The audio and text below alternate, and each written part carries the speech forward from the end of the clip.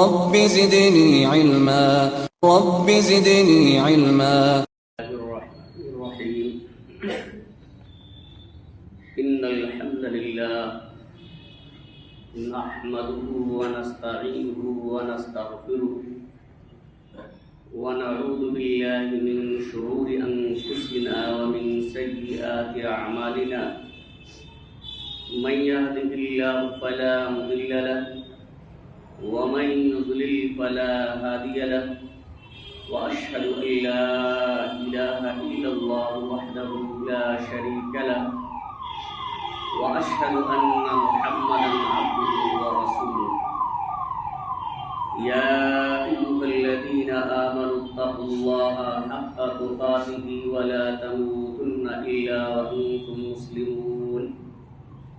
يا أيها الناس اتقوا ربكم الذي خلقكم من نفس واحدة وخلق منها زوجها وبث منهما رجالا كثيرا ونساء.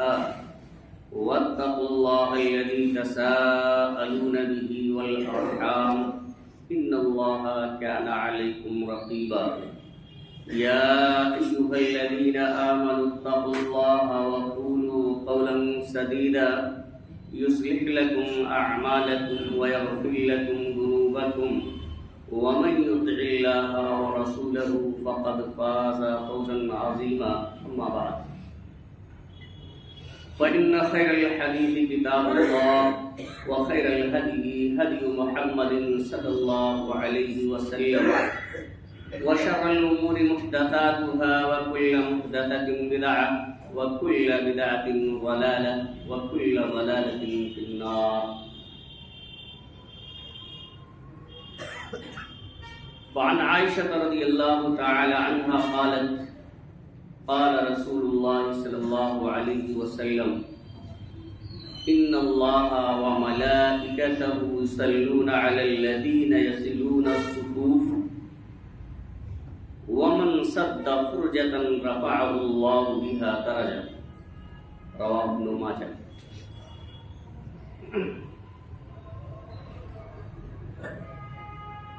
معزز سامعین کرام، حاضرین جمعہ، امت مسلمہ کے نوجوان ساتھیوں، عزیز طلبہ اور پردہ نشین میری ماں اور بہنوں،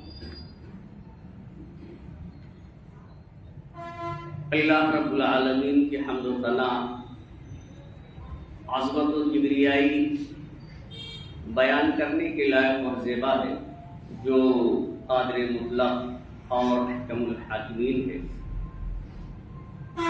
وعدہ انگیز اور بے شمار درود و سلام نازل ہو نبی مکرم، رسول معظم، پیغمبر محتشم، خاتم الانبیاء، سید المرسلین جناب محمد رسول اللہ صلی اللہ علیہ وسلم.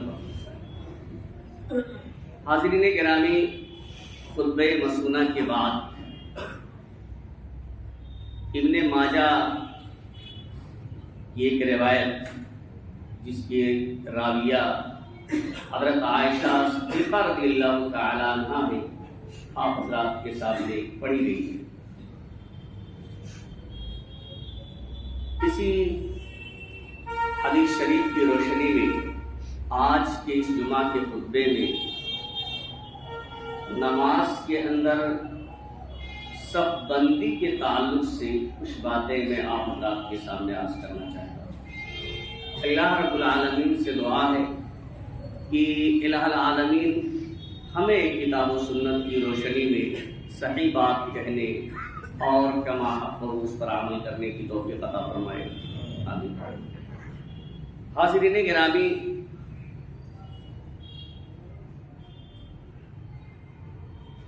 اکثر یہ بات محسوس کی جاتی ہے، چاہے جمعہ کی نماز ہو یا اس کے علاوہ اور 5 وقتہ دوسری نمازیں، صف بندی میں کافی سستی نظر آتی.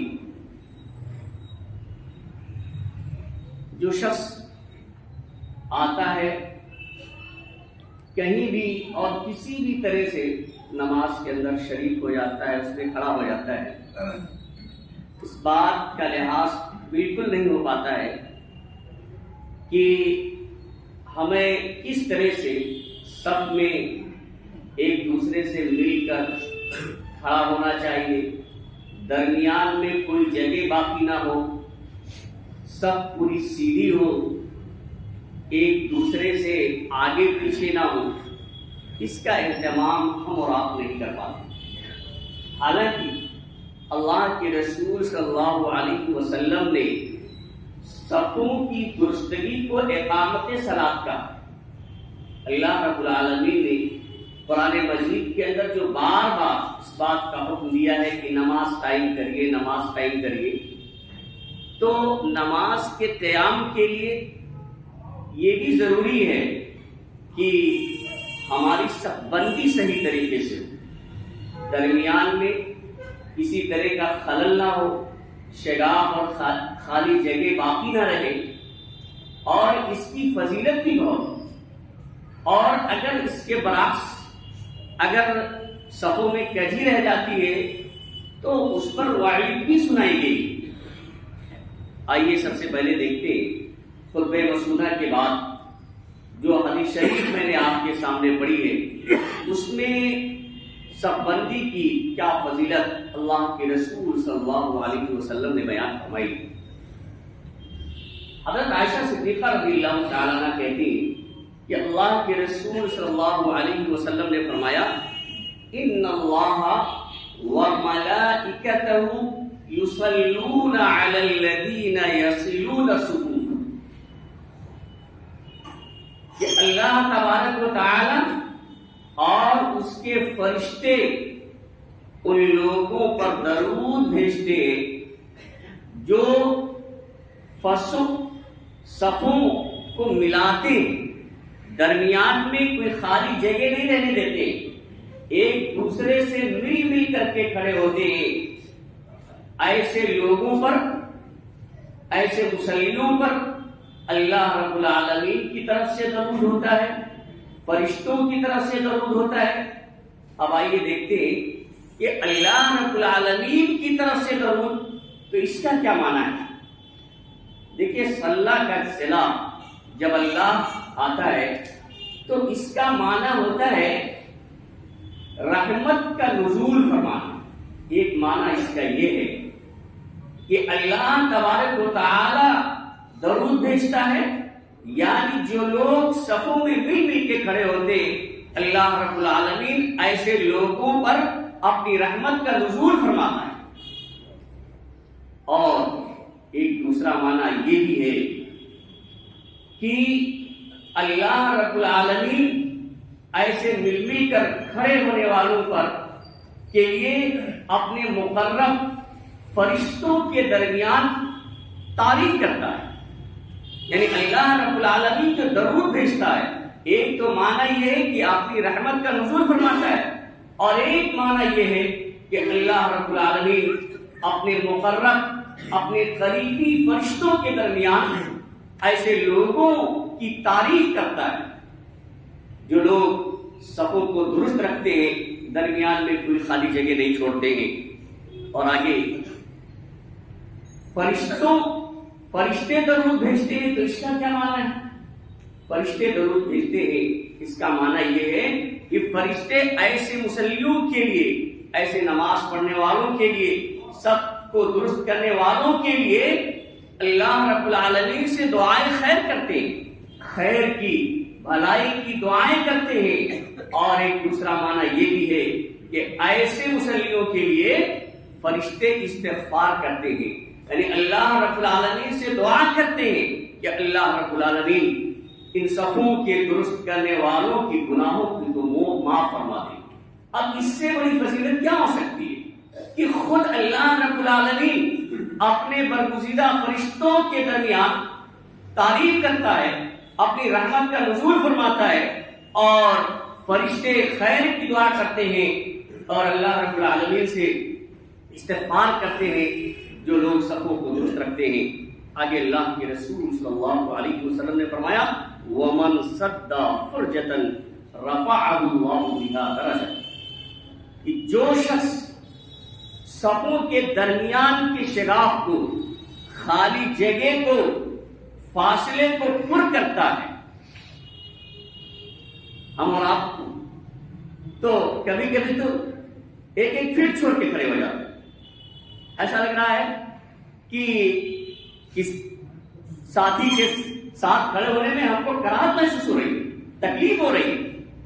اللہ کے رسول صلی اللہ علیہ وسلم کیا فرماتے ہیں؟ وَمَنْ سَدَّ فُرْجَةً رَفَعَهُ اللَّهُ بِهَا، کہ جو شخص صفوں کے درمیان کے شگاف کو، خالی جگہ کو پر کرتا ہے تو رفعه اللہ بها درجہ، اللہ رب العالمین اس کے بدلے میں، اس جگہ کو پر کرنے کے عوض میں اس کے ایک درجے کو بلند فرما دیتا ہے.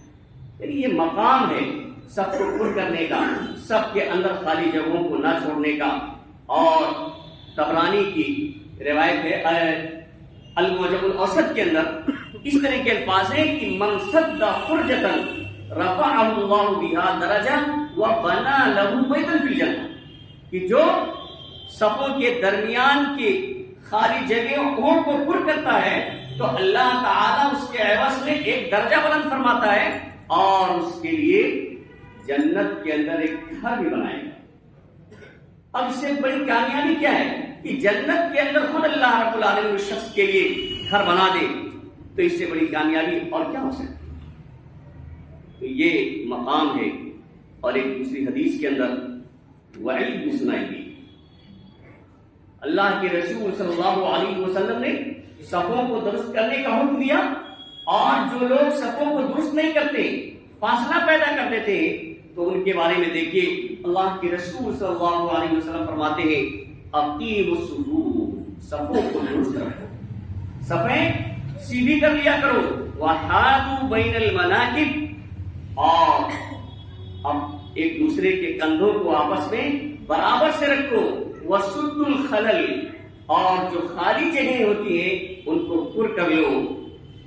ولینوا بأیدی اخوانکم، آگے اللہ کے رسول فرماتے ہیں وَلِینُوا بِأَیْدِی اخوانکم. امام ابو داؤد رحمہ اللہ اس کا معنی یہ بتاتے ہیں کہ جب تمہارے اندر، تمہاری صف میں، تمہارے بغل میں کوئی شخص کھڑا ہونے کے لیے آئے تو اپنے کندھوں کو نرم کر لو. دیکھیں بعض لوگ کیا کرتے ہیں کہ کندھا یا ادھر سے پیر تھوڑا سا سخت کر لیتے ہیں تاکہ کوئی شخص آ نہ پائے، زیادہ لوگ نہ ہو، بعد میں کشادگی ہو جائے. لیکن اللہ کے رسول صلی اللہ علیہ وسلم فرماتے ہیں کہ لیلو بأیدیکم بأیدی اخوانکم، اپنے بھائیوں کے ہاتھوں میں نرم رہو. اس کا معنی امام ابو داؤد رحمہ اللہ فرماتے ہیں کہ جب کوئی شخص آئے تو اپنے کندھوں کو آپ نرم کر لو، اتنا سخت نہ کر لو کہ فاصلہ ہو جائے، بلکہ نرم کر لو تاکہ آنے والا آپ کے ساتھ مل کر کھڑا ہو جائے اور درمیان میں کوئی خالی جگہ نہ بچے. وَلَا تَذَرُوا فُرُجَاتٍ لِلشَّيْطَانِ، اور شیطان کے لیے خالی جگہ نہ چھوڑا کرو. اس سے یہ معلوم ہوتا ہے کہ جو خالی جگہ رہ جاتی ہے اس میں شیطان داخل ہو جاتا ہے، اور شیطان تو ہمارا اور آپ کا ہی ازلی دشمن ہے، ہمیشہ سے وہ دشمن ہے اور قیامت تک دشمن رہے گا. وہ کبھی آپ کے لیے خیر کا کام نہیں کر سکتا ہے، علاوہ نقصان کرنے کے لیے. تو اللہ کے رسول نے فرمایا اور شیطان کے لیے خالی جگہیں نہ چھوڑو. وَمَنْ وَصَلَ صَفًّا وَصَلَهُ اللَّهُ، اور وَمَنْ قَطَعَ صَفًّا قَطَعَهُ اللَّهُ. دیکھیں یہ خبر بھی ہو سکتی ہے اور یہ دعا بھی ہو سکتی ہے، دونوں چیزیں. محدثین کرام نے اس کا دونوں مفہوم بتایا ہے کہ یہ خبر بھی ہو سکتی ہے. خبر اللہ کے رسول نے یہ دی کہ جو شخص صفوں کو جوڑے گا، صفوں کو کاٹے گا نہیں، خالی جگہ نہیں چھوڑے گا، مل مل کے جو کھڑا ہوگا، تو جو صفوں کو جوڑے گا وصل اللہ، اللہ تعالیٰ اس سے جوڑے گا، یعنی اسے اپنے قریب کرے گا، اس پر اپنی رحمت کا نزول فرمائے گا. اور ومن قطع صفا، اور جو صف کو کاٹے گا، قطع اللہ، تو اللہ تعالیٰ اس سے نکال دے گا، اس کو بھی اپنی رحمت سے دور کر دے گا. یہ خبر ہے اللہ کے رسول نے دی ہے. اور یہ دعا بھی ہو سکتی ہے کہ اللہ کے رسول صلی اللہ علیہ وسلم نے دعا بھی کی ہے، اور صفوں میں خلل پیدا کرنے والے کے لیے، صف میں شگاف اور خالی جگہ چھوڑ دینے والے کے لیے اللہ کے رسول صلی اللہ علیہ وسلم نے بدعا بھی کر دی ہے کہ من وصل صفا جو شخص سب کو جوڑے تو وصل اللہ تعالیٰ اسے جوڑے. یعنی یہ دعا کی ہے اللہ کے رسول صلی اللہ علیہ وسلم نے. ومن قطع صفا قطعہ اللہ، اور جو سب کو کاٹے اللہ تعالیٰ اسے کاٹ دے، اسے اپنی رحمت سے دور کر دے. تو یہ دعا بھی ہو سکتی ہے اور بدعا بھی اسی طرح سے خبر بھی ہو سکتی ہے. اور ایک دوسری حدیث کے اندر اللہ کے رسول صلی اللہ علیہ وسلم نے اس بات کی تشریح دی کہ شیطان کس طرح سے آتا ہے. حضرت انس بن مالک رضی اللہ تعالیٰ عنہ روایت کرتے ہیں کہ اللہ کے رسول صلی اللہ علیہ وسلم نے فرمایا رسو صفوفکم، اپنے صفوں کو درست کرو. دیکھیں بولا جاتا ہے رسل جدار والبنا. رسل جدار والبنا مانا ہوتا ہے کہ دیوار کو اینٹوں سے اس طرح سے چن دیا جائے کہ درمیان میں کوئی بھی جگہ خالی نہ رہ جائے، کوئی جگہ خالی نہ رہ جائے. اللہ کے رسول صلی اللہ علیہ وسلم نے وہی لفظ فرمایا رسو صفوفکم، یعنی اپنے صفوں کو اس طرح سے درست کرو، مل مل کے اس طرح سے کھڑے ہو جاؤ کہ درمیان میں کوئی بھی شگاف اور کوئی بھی خالی جگہ بچے نہ پائے. رسو صفوفکم وقاربوا بینہا، اور صفوں کو ایک دوسرے کے قریب رکھو. یعنی صفوں کے درمیان بھی ایک صف، دو صف، تین صف جو لگاتے ہیں ان کے درمیان بھی بہت زیادہ فاصلہ نہیں کرنا چاہیے کہ گرمی آ جائے تو ایک صف کے بجائے 1.5 صف چھوڑ کر کے آپ کھڑے ہو جائیں، 3 صف چھوڑ کر کے 2 صف چھوڑ کر کے کھڑے ہو جائیں. نہیں، صفوں کے درمیان بھی قریبی ہونا چاہیے، بہت زیادہ فاصلہ نہیں ہونا چاہیے.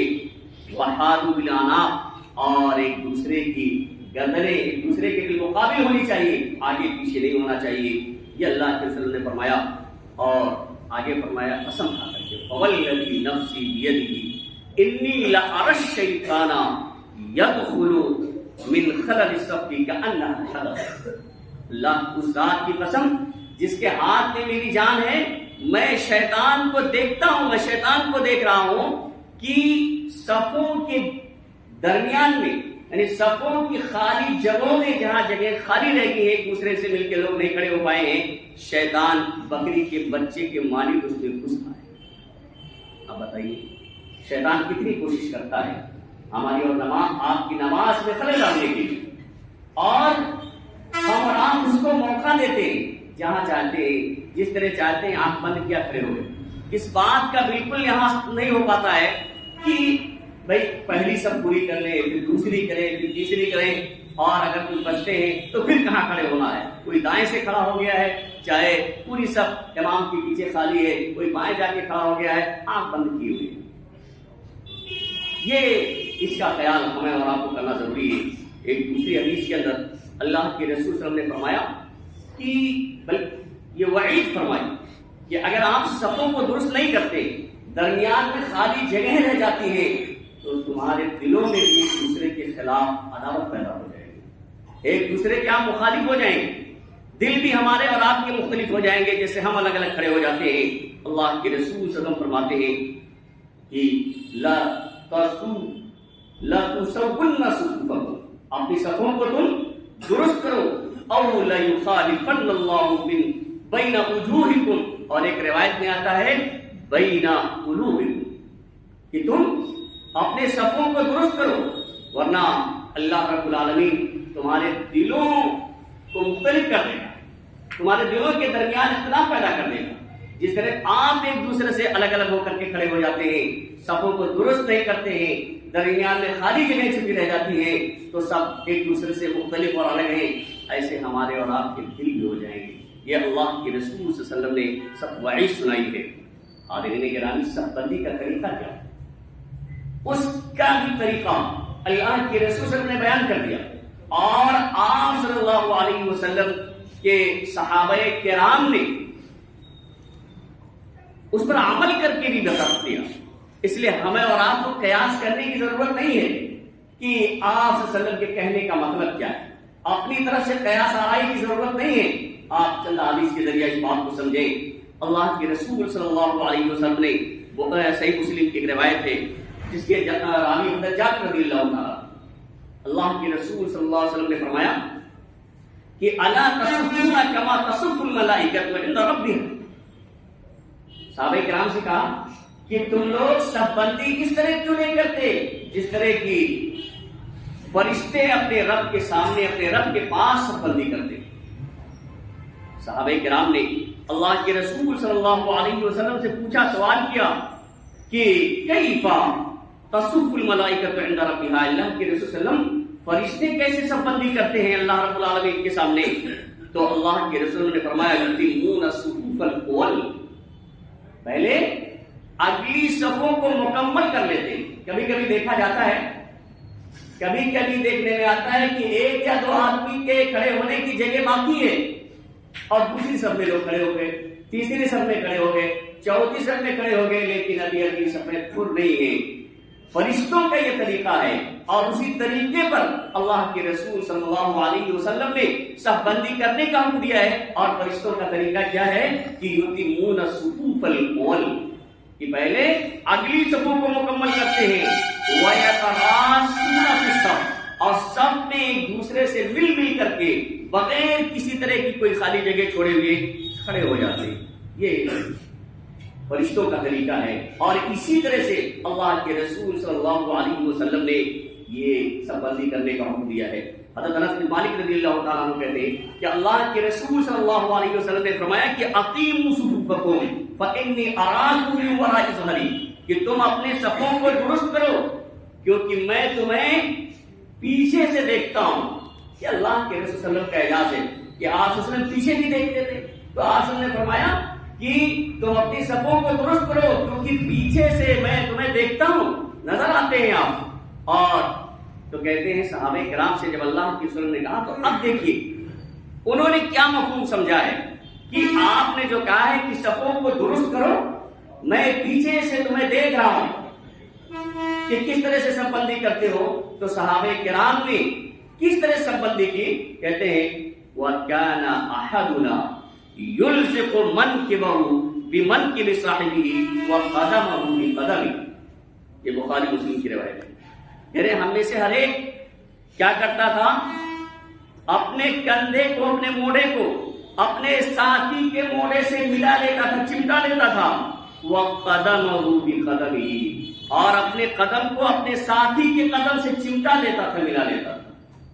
صحابہ کرام نے یہی مفہوم سمجھا، جو آپ کے اولین مخاطب تھے، تو ہمیں اور آپ کو تعویل کرنے کی ضرورت نہیں ہے کہ قدم سے قدم ملانا ضروری نہیں ہے۔ بھئی صحابہ، جب اللہ کے رسول صلی اللہ علیہ وسلم نے حکم دیا کہ صفوں کو درست کرو کیونکہ میں تمہیں دیکھ رہا ہوں پیچھے سے، تو صحابہ کرام نے یہی طریقہ اپنایا کہ اپنے کندھے کو ایک دوسرے ساتھی کے کندھے سے ملایا اور اپنے قدم کو اپنے ساتھی کے قدم سے ملایا۔ اور ایک دوسری روایت کے اندر آتا ہے جو ابو داؤد کی ہے، جس کے راوی نعمان بن بشیر رضی اللہ تعالیٰ عنہ کہتے ہیں کہ اقبل رسول اللہ صلی اللہ علیہ وسلم علی الناس بوجہہ، کہ اللہ کے رسول صلی اللہ علیہ وسلم لوگوں کی طرف متوجہ ہوئے اور فرمایا اقیموا صفوفکم ثلاثا، 3 مرتبہ آپ نے فرمایا اقیموا صفوفکم اقیموا صفوفکم، اپنی صفوں کو درست کرو، اپنے صفوں کو درست کرو، 3 مرتبہ آپ نے فرمایا، اور آگے کہا کہ تم اپنے صفوں کو درست کرو